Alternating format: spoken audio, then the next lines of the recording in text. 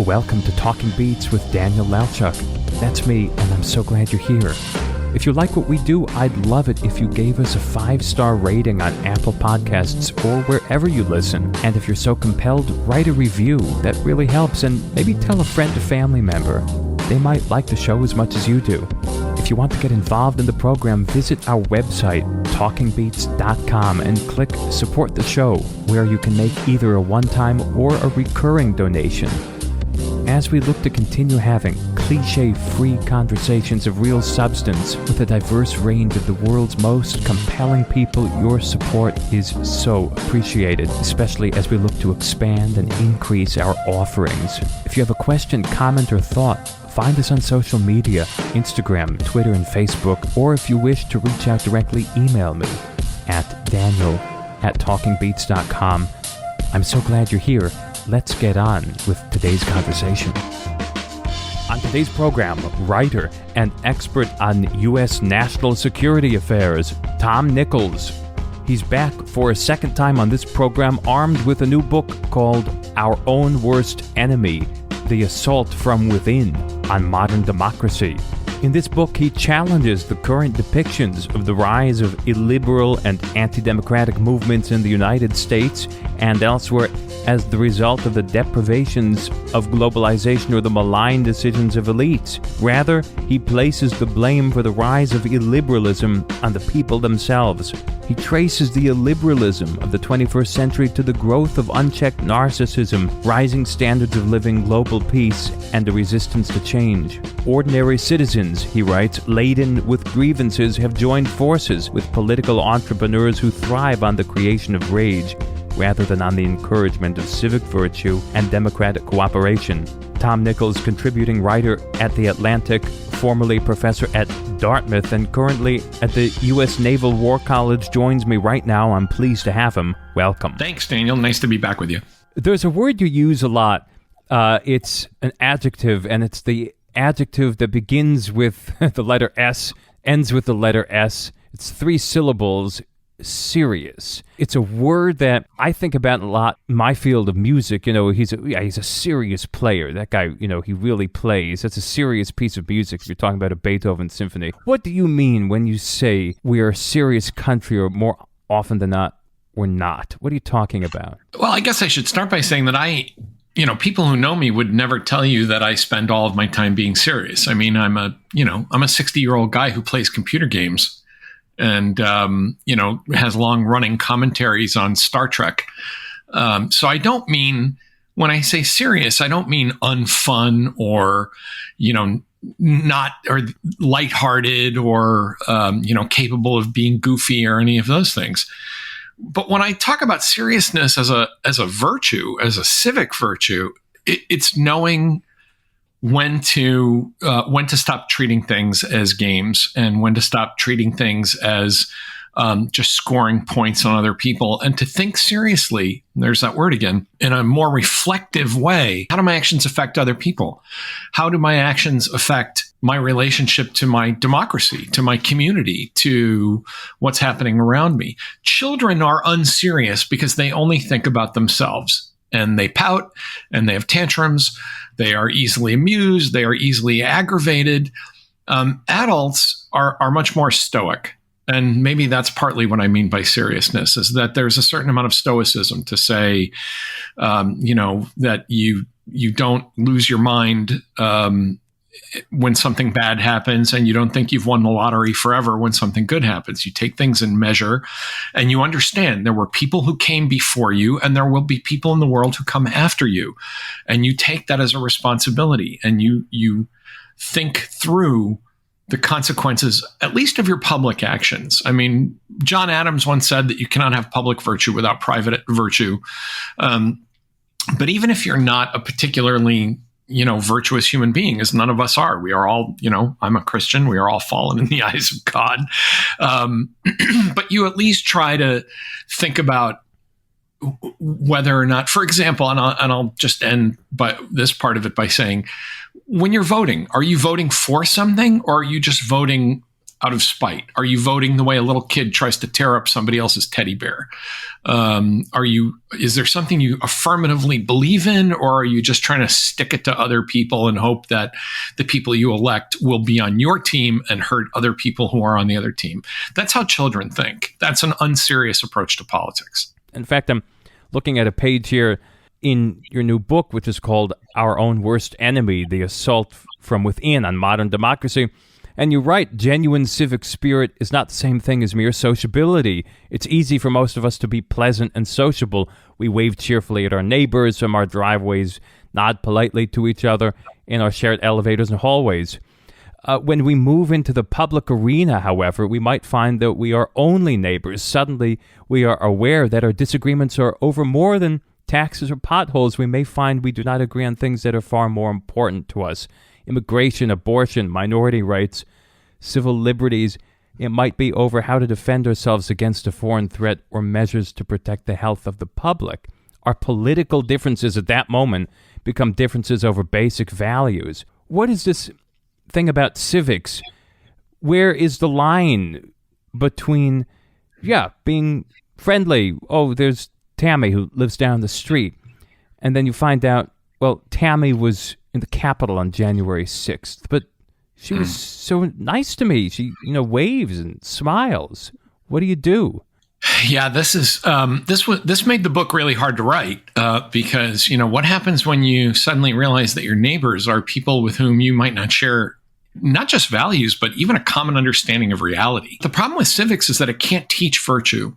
It can teach mechanics. It can teach it can teach you how the Supreme Court works and what the Electoral College is. But I have to point out that my generation, I'm 60. If you look at people who are, kind of from 50 to 70, they grew up when I did in a golden age of civic education. I mean, I grew up in a working class town. I didn't go to any fancy private schools. I mean, I went to a public grade school and a public high school. I had to learn Supreme Court cases in 8th grade. I mean, by the time I was in 9th grade, I knew what Miranda was. I knew Gideon v. Florida. I knew, Sullivan and all these other cases. And yet this generation of people these are the people who spend all their time on Facebook, passing around memes about how Kamala Harris isn't an American. The problem is not civic education. The people that storm the Capitol or who, again, are kind of semi-retired and sitting around on Facebook all day, they had a lot of civic education, but there is no virtue behind it. They've either forgotten it or they don't care, or they have become rage junkies. And so I am pessimistic and I am doubtful that more civic education can make us into better people, because we did that experiment in the 60s and 70s with my generation, and it certainly didn't seem to work. So I'm concerned about that. And that's in part because we don't think about things like responsibility. We don't think about things like virtue. We don't think about things like stoicism. We don't think about being adults. We are a narcissistic, childish society. And you can teach narcissistic children all day long, how many members there are in the U.S. Congress and what the first 10 articles of the Constitution are, or the first 10 amendments to the Constitution are, but you can't tell them to be better people. And I think that's where it has to start. But if it didn't work, if you say we already did the experiment, then what's going to work short of, getting rid of the internet, which is obviously sort of amplifies a lot of total bullshit. Yeah, the internet put all of that on steroids. I'm not sure what will work. I kind of thought, as I wrote at the end of the last book I wrote, and last time we talked, I thought that some kind of shared national tribulation, whether it would be an economic depression or a pandemic, a war or a pandemic, which I mentioned, I said, maybe that forces us all to pull together and recognize our common humanity and our common need to talk to each other as citizens who have to cooperate. And clearly that didn't happen. So I think some of this is now just in the hands of demographic change, where, the average Fox viewer is something like 68 years old, and that demographic isn't going to get a lot younger with the next generation of viewers. I think that the generation of younger people coming up are not entranced by the internet in the same way their parents and grandparents were, where they believe everything that comes across the internet is truth. And that they just want to sit on Facebook for hours, going down YouTube rabbit holes and sending crazy emails to each other. But I also think we have to do this as an act of will. Part of the reason I wrote the book is we need to say these things out loud to each other. We need to say things like, your belief that the election was stolen is wrong and un-American and silly. And that's really not an approach a lot of people want to take. We're supposed to be understanding, and we're supposed to accommodate each other, and we're supposed to realize, our neighborly differences. But I think at some point you have to stand up for the democratic system of government, the Constitution of the United States, to say to a neighbor who you may like very much, you're making a terrible mistake here, and what you're doing is destructive. And, I'm going to say that out loud to you, whether you'd like to hear it or not. What you're talking about is action. What you're talking about, Tom Nichols, is proactivity. In fact, there's a wonderful quote at the beginning of chapter 2 of this book I'm holding from Hannah Arendt, and the quote is, "The idiot is one who lives only in his own household and is concerned only with his own life and its necessities. The truly free state, then, one that not only respects certain liberties but is genuinely free, is a state in which no one is, in this sense, an idiot. That is, a state in which everyone takes part, in one way or another, in what is common." That seems almost impossible. It's a lofty goal to have every single person in a society being proactively invested, but it's what Arendt is demanding. In a sense, it's what you're saying is the solution. Go down the street, knock on the door, and say, "You can't do this, man." I don't encourage that. I mean, I don't think we should just be confrontational with each other all day. I think there's been too much of that. But I think, as I have done with close friends, when they say, well, they will say something that I think is just crazy. And I'll say, dude, I'm not going there with you. You're wrong. And as your friend, I'm telling you that what you're doing is wrong and bad and destructive. But what Arendt is talking about, I think, and this is something we need to be more proactive on, is something as simple as voting, something as simple as reading the local news. One of the signs of this growing narcissism in our society over the years is that we don't care about local news. We're obsessed with national news because we think we're going to solve, forget about the bond issue in my town. I'm going to go solve Afghanistan. Forget about the leaking roof in the local elementary school. I'm going to go fix racial justice, because that makes us feel fulfilled. It's interesting. It's fun. It makes you feel heroic. Real government, and I have worked at all three levels of government. I've worked in city, state, and federal government. Real government, the real business of governing is boring. It's boring, and it's a grind, and it takes a lot of effort and attention, and most people just don't want to do it. And so that's, what Arendt was talking about are the people who just are basically the villagers that I talk about in chapter 2 of the book, where I talk about the work of Edward Banfield and, the Italian villagers who just didn't care about anybody. We've become that again. We've become, hey, it's good for me. It's good for my kids. There's nobody in my yard, and I have the car I want, and I'm watching TV, and I'm eating, tasty food off my grill, and everybody else can go to hell. That's not a society. That's not a democracy. It is normal to care about yourself and your family and your yard and your own, barbecue. But it is not the way we once were. It is not how you build a democracy, by simply retreating to the deck behind your house and saying, screw everybody else.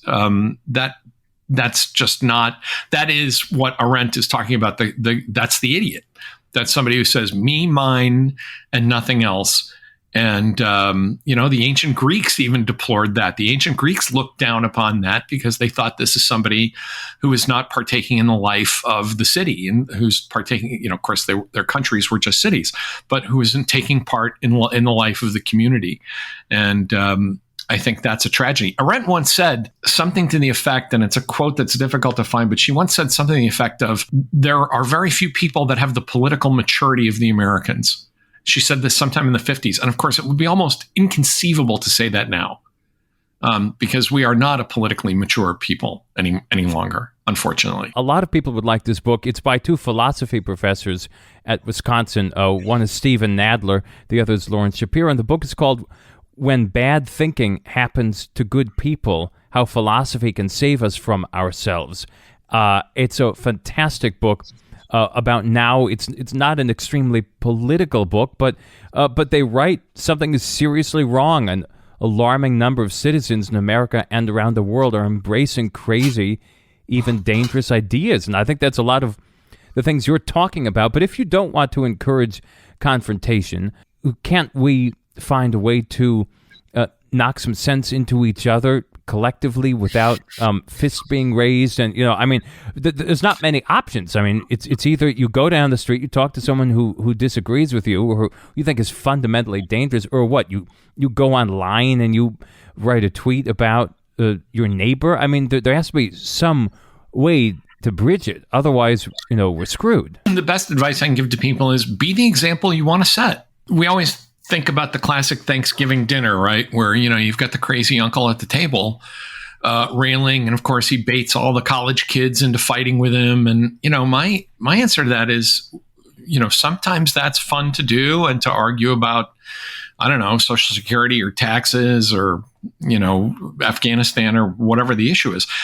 But I think when it gets down to people literally saying things like, our democracy is being controlled by Italian satellites through Venezuelan voting machines, you need to turn to that person and say, I'm not having this conversation with you. I am literally going to shun you on this. Pass the potatoes. And I think I think that's actually more effective than engagement. And I think the pandemic really proved that a lot of what's going on, and I keep bringing this back to the word that I'm going to keep hammering here, which is narcissism. A huge amount of what's going on in American society is attention-seeking behavior now.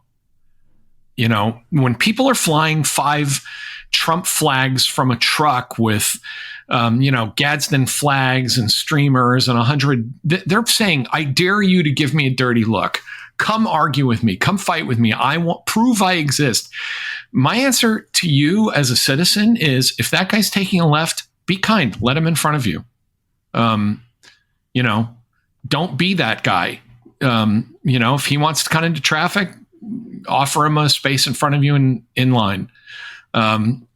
Don't react to it. Don't shoot dirty looks. Don't beep. Don't flip the bird, because that's what somebody who does that wants you to do. And that's not citizenship. That's children sticking their tongues out at each other. And I think that the more we do it and the more we engage with that, on a personal level, the more of it we're going to get.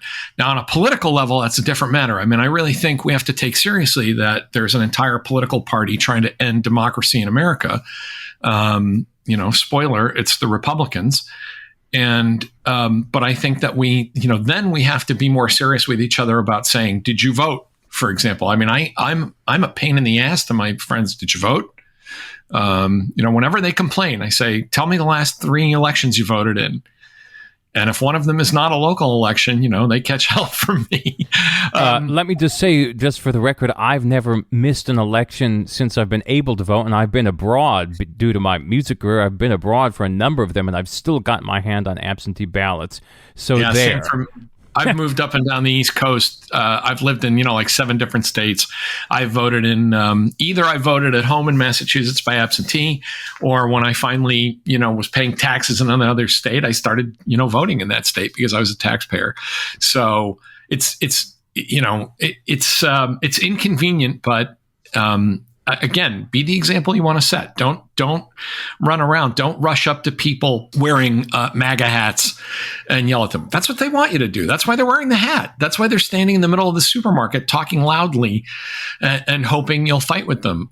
And look, instead of just picking on Trump voters, don't be the guy who, walks up to somebody with a T-shirt that offends you about. I remember there was a T-shirt that a young gay student wrote that had it said, "Don't assume I'm straight," and of course it's a conversation starter, and I just said, "Okay, on to other things."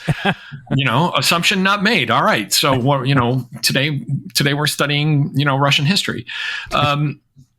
I think engaging with that kind of in-your-face stuff there's a lot of attention seeking involved, and I think that's become what our society is about: demonstrative, public engagement that doesn't really turn into informed voting. There's a very good program on the BBC. I don't know if you've heard it. It's called Hard Talk, and it's an excellent interview show. The host is called Stephen Sacker, and he's tough. He's really tough, and he had on Lindsey Graham recently, and Lindsey Graham kept talking about this is the way Republicans win, et cetera, et cetera, et cetera, in 2022, 2024, and Stephen Sacker, the host, kept saying, but I'm trying to talk to you about values, about American democracy, about something that's maybe more important than winning. What do you make of? And there was a real disconnect there. They just that raises the question of why you would have Lindsey Graham on a show at all. I think at some point we, again, to be the example we want to be to others, you say, look, I just don't talk to Lindsey Graham. I don't put him on a show. If he says something outrageous, you report it and you say this is who he is. But trying to have a long and engaged conversation with someone like Lindsey Graham, who has shown that he has no principles. He will change his mind on a dime. That you can't talk to someone like that because it was like even after you made the point sometime that even on the morning of January 7th, he had sort of backtracked on everything he said. Oh, this is so horrible, the insurrection, where have we gone wrong? And suddenly 12 hours later, it was all okay. Right. And that is, it's literally impossible to have a conversation. I mean, it would be like somebody saying, like trying to talk to somebody about, I don't know, pick a hot button issue, guns. I'm in favor of gun control. Well, I'm in favor of it too. Well, then I'm not in favor of it. I mean, a lot of what happens in American politics now is just trying to pick the place where you think the people you don't like aren't. Yeah. You're trying to find this. You identify people that you don't like because they live in the country, or they live in the city, or they're white, or they're black, or they're, progressive or conservative. And you say, whatever that is, I'm going to be on the other side of it. And that's what I mean about unserious. A serious person says, I have a set of things I believe in. Of course, that doesn't mean I'll never change my mind. It doesn't mean that I can't be convinced otherwise. But generally speaking, I have a series of things that I think of as principles, and they are not conditioned on who's against them or for them. I believe in them because I believe in them. And if you happen to, there's this meme people use on social media all the time.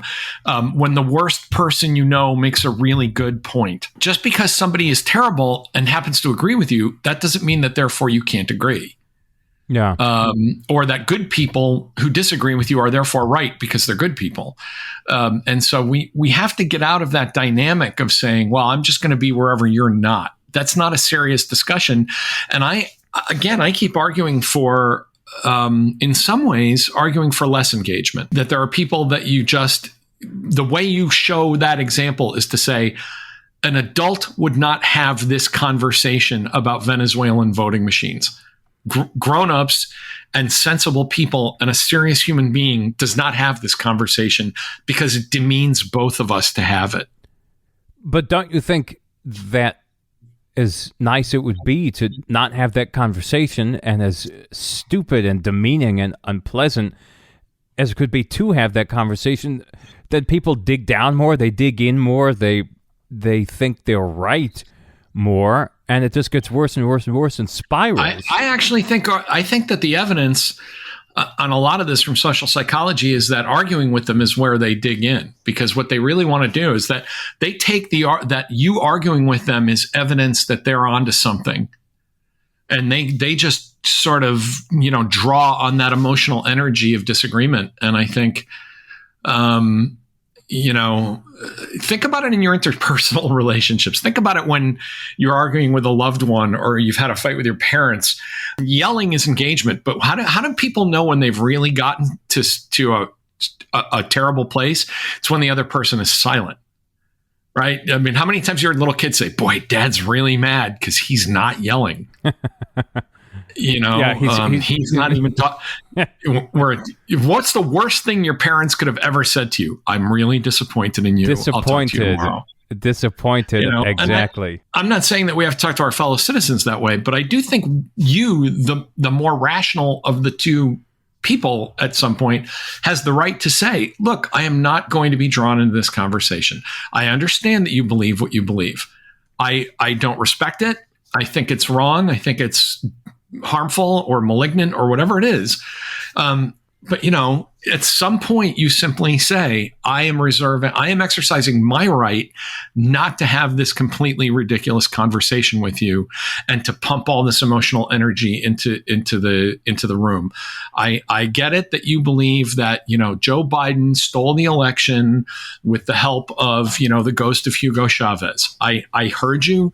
I understand you. I'm not having this conversation. I reserve my conversational energy for serious human beings who are grown-ups. The last time we talked, which was about a year ago, we were talking about your last book, The Death of Expertise, the campaign against established knowledge and why it matters. And I think we knew that we were in for a bad fall and winter COVID-wise. I think it was a lot worse than anybody predicted. Worse than it had to be, for sure. And worse than it had to be, for sure. And we don't need to talk about COVID a lot today, but we can't ignore it completely. So, okay, that happened. We didn't have vaccines. Then we got vaccines. And then I was thinking about the title of your book, The Death of Expertise, the campaign against established knowledge, plays into exactly what happened with the reception and the injecting or non-injecting of vaccines into people's arms. Well, and again, as a matter of political signaling, which said my feelings, my narcissistic obsession with myself and my sense of myself was more important than my sense of civic virtue and the idea that I have to protect other people in my community, I have to protect myself, that instead of saying, hey, how can I help? How can I help my schools? How can I help the local hospital where I have people in my family who are healthcare workers. They're overwhelmed. And instead of saying, what can I do to help? Or to take the John F. Kennedy phrase, ask not what your country can do for you, ask what you can do for your country. Millions of people said, if you make me wear a mask in a Walmart, I'm going to lose my shit. And that is, there's just no nice way to say that if you're the kind of person who loses your mind because you had to wear a mask in a Starbucks or a Target, maybe you're not that good a person. Maybe you are not someone who cares that much about your community. And I think, again, we have engaged too much on this now. We are now pleading with people to do the right thing when, I think we're beyond that. And I think we should just put in mandates and say, look, you have to get a lot of vaccinations to go to school in this country. This is one more. Why do you think why do you think I know people who seem to differentiate between this and all other vaccines. I won't take this on religious grounds, but they seem to have taken a lot of other vaccines. What is that about? Because it was politicized. It's such a lack of logic and of just common sense. It's so easy to see through. But we had a president and a political party that said this pandemic is going to ruin this guy's political life. And Trump very much treated it that way. You heard him talk about it, with Bob Woodward. And they said, we have to downplay this. And we have to, make sure that this is handled entirely as a matter of partisan politics. And so things like masks, and I'm going to give kind of a slap to the left here too, because masking then became virtue signaling for the left as well. To say, I wore a mask, I'm wearing a mask while I'm running alone in the middle of a field because look, I'm wearing a mask. There became this war of masking and this war of vaccinations. And I think it just became, again, tribal flags waving blue and red at each other. Now, the difference is people who are wearing masks while jogging alone, it might have been a little silly and it may have been signaling, but it didn't hurt anybody. This other this other behavior by the people who, for partisan reasons, simply refuse to get vaccinated, really was again, it goes back to the thing I said about voting. I'm going to do this, and if it hurts you, good. I don't care. And I think at some point, once again, instead of saying, well, here's all the reasons you should do it, that didn't work. We've done that for a year. And I think that is what happens when knowledge becomes politicized. And you're absolutely right, Daniel. I mean, the same people, and I'll say this again, because there are people on the left who, were vaccine hesitant for a long time. These are all people that are walking around full of vaccines. You've been getting vaccines since you were a kid, to go to school, to go to college, to be in the military. And all of a sudden, this one became the kind of tantrum fuel that said, I'm going to show my political colors by not getting this vaccine, or by, tearing off a mask, or screaming about how I should be allowed to go anywhere I want, regardless of whether I'm vaccinated or masked or anything else. It's a shameful episode in American history. This pandemic has turned into a shameful episode where the rest of the world is struggling to come out of it, and the United States is still, kind of rock bottom in terms of its cases, and we're pretty much like a third world nation. And it seems like it's almost like we don't have vaccines at this point. That's right. It seems like we're again due for, as you and I said a year ago, a bad fall and winter, except the difference is we have vaccines now, but it seems like it's too late. We missed the boat as a country in a way. Yeah, and I think part of the rage that's fueling this second this I don't even know what to call it, this second surge, is that the vaccines worked, and the people who said, I don't want to take this vaccine, suddenly found themselves on the outs with people who said, fine, I'm vaccinated. I don't have to wear a mask. I'm not worried. I'm going to go to the store. I'm going to do whatever I want. And I think that, again, I've said this so many times about people who reject expertise and people who have these deeply uncivic beliefs. In their hearts, they know they're wrong. Deep down, they know they're wrong. And that's what fuels all this resentment about doing the right thing, because now they're walking around in a supermarket and somewhere inside they know that they are now at risk because other people are taking off their masks and are vaccinated. And the unvaccinated folks are all a menace to each other, and they're all ending up in hospitals and ICUs, and they hate it. And again, in part, Julia Yaffe made a comment from a writer, made a comment the other day about how a doctor told her that a lot of the patients that wouldn't get vaccinated said they just weren't going to give Biden the win on this. Like, Jeez. Imagine that you are literally willing to risk death because you think it might make Joe Biden look good. If that is the very definition of an unserious country. Well, let me shift gears because I have this naive thought that music is the great unifying force in the world. And but I keep hammering it anyway because I think I'm right. Maybe one day I'll be proven right. But you're a big music fan. I want you to be right, Daniel. Exactly. Thank you. I am ditto. You're a big music fan, and we talked about music last time. But as serious people do, tastes can evolve. Now, for example, I might be listening to something yesterday that I didn't mention to you a year ago. I have a friend who put together a playlist on Spotify that's called Monde. It's all world music. I mean, stuff that I can't pronounce. I don't know what it's called. I seriously no clue. There's stuff from Indonesia, stuff from Iran. I can't decipher, but I hear the music and I love it. Now, are you listening to anything new recently, or is it just same old good stuff? Well, okay. I think it's fair to warn your listeners that I am globally renowned for my bad taste in music. I'm the guy that was outed on national television for not liking Led Zeppelin. So, everyone needs to be forewarned. I'll just put in a plug for the book, which has its own Spotify playlist called Our Own Worst Enemy. So you can find it on Spotify, and it's music that is mentioned in the book. So when I was writing, I was thinking a lot about music because the book's a lot about nostalgia and false nostalgia.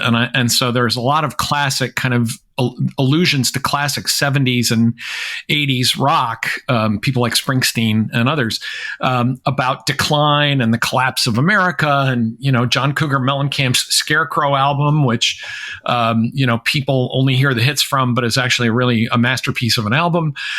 So I was listening to a lot of that. So, when it comes to new music, the newest thing that I listened to that I found pretty relaxing, and this is going to sound really weird, because, when you're writing, you're always looking for writing music that kind of, gets your mind in the right place.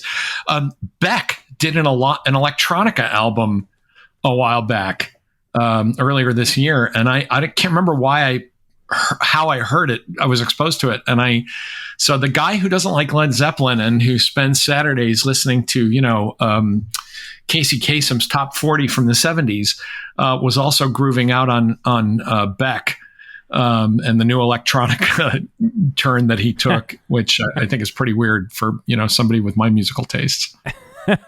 And to find all this music, we can just punch in Spotify, Our Own Worst Enemy, and it should come up, and we can hear all that. Right. And it's good music to read the book by, because all of the songs in it are mentioned or related to stuff in the book. Absolutely. And I'll send you the Monde playlist. You'll put it on and you'll be shocked. I'm always shocked at how much great music. I know there's so much great Western music that I don't know. There's 104 Haydn symphonies. I don't know 104 Haydn symphonies. I know maybe 15 or 20, but there's also so much great Central Asian music and Eastern music that I know zero of, and I put it on, and God, it's great. Yeah, I went through a phase where I was listening to a lot of South American music. I don't know. I think it's interesting that as time goes on, your brain does change. I used to laugh at my parents and say, God, listening to Sinatra, and all that schmaltzy big band stuff. And suddenly I'm 60 years old and I'm going, hey, this is pretty good stuff. I love that stuff. I love that stuff. I think some of it, though, is, your brain ages and you hear things differently. My pet thing is to find stuff that I loved when I was young, and then hear the artists who have gotten old with me and redone it as an acoustic version. Like there's a version of Nick Lowe, of course, wrote What's So Funny About Peace, Love, and Understanding. And, Elvis Costello did it as a kind of driving, ragey rave up. And Nick Lowe, who's now like in his 70s, late 60s, early 70s, did this slow, quiet, mournful version of it that totally reinterpreted it, that I think you could only appreciate after hearing it, 40 years ago. Chrissie Hynde does an acoustic version of Back on the Chain Gang, which of course was in part about the death of her lover from a drug overdose. And now again, it has that kind of middle-aged sort of depth and sensibility behind it. So that's like my little pet project, is when I find an artist who decides to revisit something they did with, kind of power pop or an angry rave up when they were 23, and to hear how they think about it now when they're 63 or 65. So maybe that's my old guy gene kicking in. Now, I don't know if it is. I think we like what we like, and we don't need to have a reason for liking it necessarily. And I always wonder with this stuff, do we like it out of nostalgia, or do we like it because they're saying something new with the music? Oftentimes, I think when we try to think too hard, why do I like this? We feel too self-conscious, and I tell people that sure, it's nice to know why or what do I like about it, but it's most important to know what you like and to have an open mind and open ears. But I do think, we go through ages, and I with the acoustic remakes, I think there's something in it that I find comforting, like that, hey, look, Nick Lowe got old along with me. Yeah. Like I'm not alone in this, and I'm not listening to the ghost of Chrissie Hynde from 1982. I'm listening to Chrissie Hynde, who, like me, has had children and grandchildren and, lived through a lot of stuff, and hearing something different in her voice. So in a way that when I was 25, I didn't want to listen to 50-year-olds bitching about their lives. I didn't want to hear Frank Sinatra, singing the September song, or it was a very good year, because I had no idea, I wasn't 35 yet. I don't know what the hell he was talking about. I didn't need that. But again, I have, as I will freely admit, a lot of my taste in music completely sucks. So, as you say, you like what you like. And some of it's nostalgia. I mean, I think when we're all sitting around, I get together with some other folks on a Saturday afternoon when these Casey Kasem repeats are on. And look, none of the music is really good. But it's, you sort of say, oh yeah, I remember 1975. I was 15 and I was, kissing a girl at a dance and going to, 8th grade or 9th grade or whatever it was. That doesn't mean the music's good. It just means you have a positive association with it. Yeah. I think sometimes I like music just because I hear the sound. I don't even necessarily listen to the words. I just like the sound of it. Yeah, but you're a musician. And I think that did change my appreciation for music. When I started playing music my high school had like a stage band, jazz rock, big band kind of ensemble. And suddenly we were playing, Chick Corea and Count Basie in the same day. And I thought, oh, okay, maybe my AM radio in 1977 isn't telling me the whole story about everything. Yeah. And I think once you play music or sing music, you definitely start to hear it differently. I did not much enjoy high school, but that was one of the best parts of high school. So I feel like I learned a lot about music. Not that it improved my taste any, but I feel like I at least know what I'm listening to. Look, I know we don't have all the time in the world. I'm in the preface of this book. There's a wonderful kind of moving couple paragraphs about your dad. And you don't just tell it because you like talking about your dad. You're sort of telling the story for a specific reason. So let me just set the stage and then you can say the rest of it. So we're talking summer 2012. Your father's 94 years old. His health was deteriorating. Election was coming up, but he had always been interested in politics and never missed a vote. First voted for FDR. He moved away from the Democratic Party after the upheavals in the late 60s. But, he was an FDR guy, and your mom had a JFK portrait hung up. Dad tacked up a picture of Reagan sometime in the 90s. Okay, so we're starting to get the picture, working class guy. Right. Now, continue on. I hope I've set the stage okay so far. Yeah, I mean, the reason I told the story was because it's a hopeful story, even though the book has a lot of pessimism in it. My father was Archie Bunker.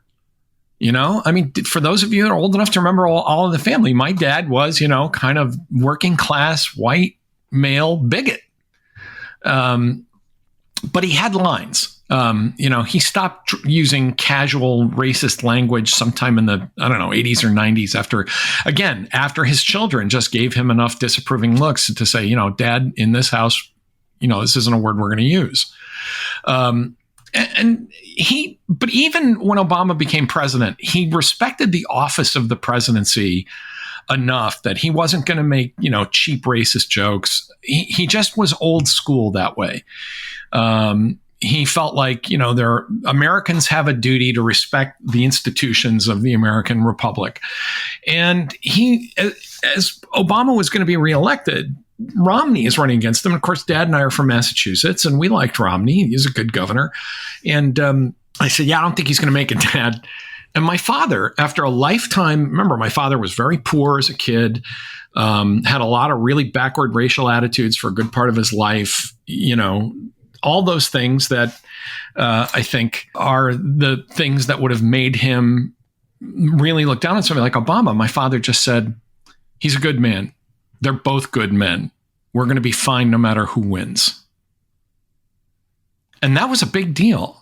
That was a big deal to hear that from somebody like my father. And I said, if my father can reach that conclusion, that we can look with that kind of equanimity on an election and say, look, there are basically good people involved. We can do this. Because that's how we used to approach elections. You didn't have people saying, God, if Bob Dole wins, it's the end of the world. If Jimmy Carter wins, it's the end of life as we know it. We really developed these kinds of crazy attitudes about this.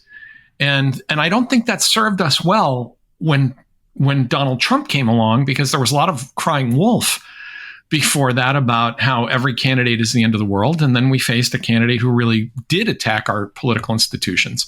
But we do have to step back and say, can we ever be that way again? I remember when my dad said, we'll be fine no matter who wins. And in the preface, I said, I wonder if we can ever feel that way again. I want to be able to say, no matter who wins this election, we're probably going to be fine. And even I'm not there yet. So I put it there as a hopeful story from a very flawed man, and his very flawed son, about the place I hope we can all get to or get back to. I hope it's not a relic from the past, because we hear that story, and yes, it's a great story, and I get that there's probably a lot of people like your dad who had that reaction to Obama, who maybe aren't around anymore. Your dad isn't around anymore. That was sort of an end of a generation.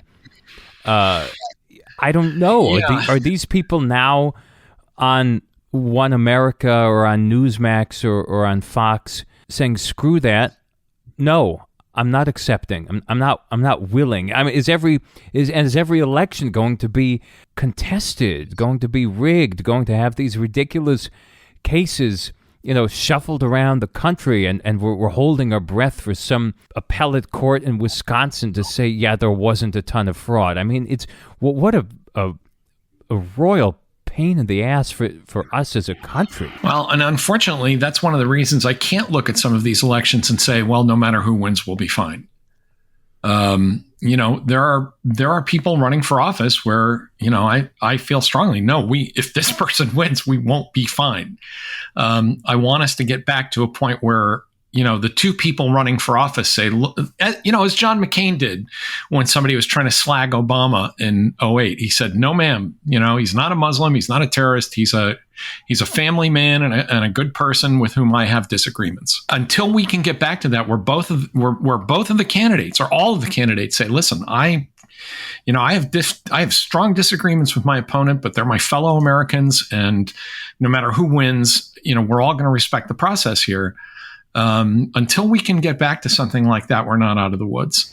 Let me ask you just a purely political question, because you're not a purely political guy, although it plays into what you do. But this has been a tough summer for Joe Biden. This has been a rough few weeks between a resurgence of COVID, obviously not his fault, but he is the president, between Afghanistan, between people like Joe Manchin ready to stop this reconciliation. How is he doing? How is he? You're not a hardcore leftist. You're a pragmatist, I think. You meaning Tom Nichols. How's Biden doing? How are we doing right now? I voted for Joe Biden. I was comfortable voting for Joe Biden. I would vote for him again over any Republican I can think of who might run. But he's had a rough go, and some of it's his own fault. I think the withdrawal from Afghanistan was a mess. I wrote about this in The Atlantic, where I thought it was the right decision, but a bungled exit. I don't think that's probably going to hurt him in the long term, simply because Americans don't care that much about foreign policy. I think on COVID, I wish that he would, start pressing for mandates and sort of taking charge of this. But I understand, the political bind he's in. I think the bigger problem for Biden is actually the Democratic Party, and I'm going to make some folks among the Democrats mad here. But if you've run for office as a party on the notion that democracy is facing an existential threat, then you don't sit around pissing on each other about the infrastructure bill and then go into recess for August. If we're in a national crisis and an existential crisis of democracy, then you damn well stay at work and you pull together and you get this done, and you don't play games about, that infrastructure bill should have been out the door and done. And, we're going to wait until the end of the month and we're not sure, and we're going to fight about this provision and that provision.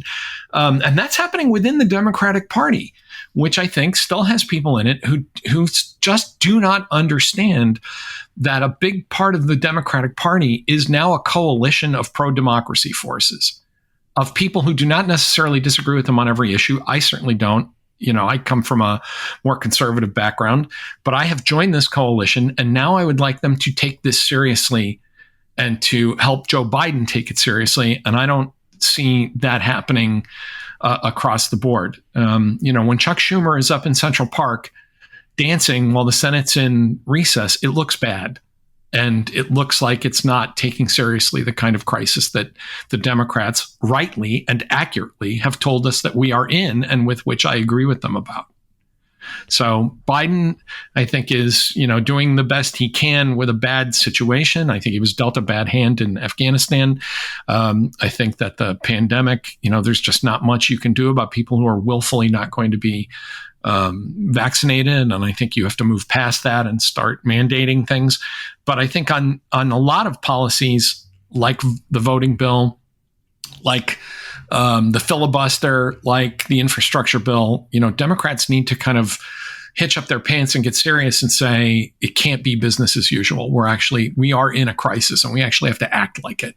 Well, there's going to be a lot more to talk about. I hope you'll come back sometime sooner than later. Tom Nichols, a new book out, which served as the basis for a lot of what we were talking about, called Our Own Worst Enemy, The Assault from Within on Modern Democracy. It's great to talk to you. Thank you. Thanks, Daniel. You've been listening to Talking Beats with Daniel Elchuk. The original theme music is by Ronald Barkham. The content coordinator is Nathaniel Mose, and Doug Christian is executive producer. We invite you to subscribe and leave a 5-star review on Apple, Spotify, or anywhere you get your podcasts. You can support us at patreon.com/talkingbeats. That's patreon.com/talkingbeats. And be sure to check us out on social media. We'll see you next time on Talking Beats with Daniel Elchuk.